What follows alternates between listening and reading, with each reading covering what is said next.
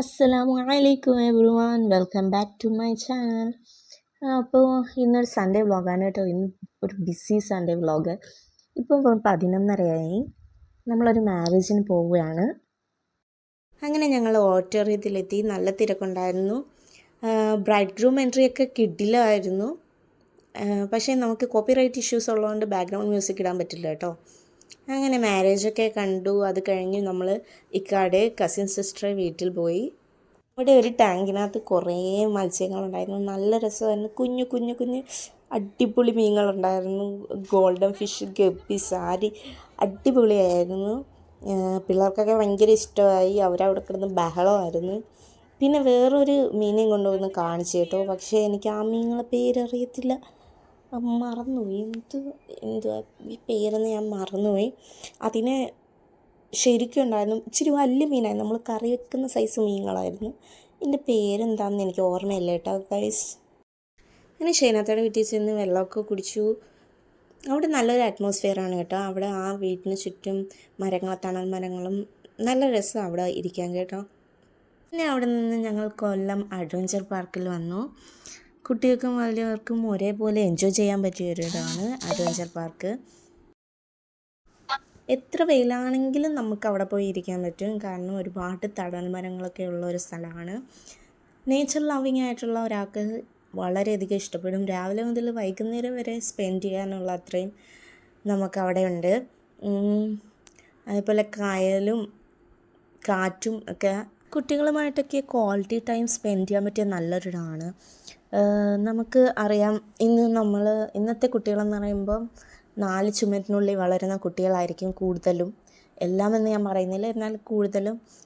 ഇപ്പോൾ നമ്മൾ അമ്മമാരാണെങ്കിലും വീട്ടിലാണെങ്കിൽ അത് ചെയ്യരുത്, ഇത് ചെയ്യരുത് എന്നൊക്കെ പറയും. അതിൻ്റെ ആ ഒരു റെസ്ട്രിക്ഷൻസ് ഇല്ലാതെ അവർക്ക് എൻജോയ് ചെയ്യുന്ന കാര്യങ്ങൾ നമ്മൾ അവരുമായിട്ട് സ്പെൻഡ് ചെയ്യുമ്പോഴത്തേക്ക് നമ്മളുമായിട്ടുള്ള ആ ഒരു ബോണ്ടിങ്. ഇപ്പോൾ അച്ഛന്മാരാണെങ്കിലും അവർ രാവിലെ എഴുന്നേറ്റ് ജോലി, നമ്മൾ അവർക്ക് വേണ്ടി പൈസ ചിലവഴിക്കുന്നതിനേക്കാളും എത്ര ഇമ്പോർട്ടൻ്റ് ആണെന്നറിയാവോ നമ്മൾ ഇങ്ങനെ ഒരു ഡേ അവരുമായിട്ട് സ്പെൻഡ് ചെയ്യുമ്പോഴത്തേക്ക് അവർക്ക് കിട്ടുന്ന ആ ഒരു സ്ട്രെസ് റിലീസ് എന്ന് പറയുമ്പോൾ.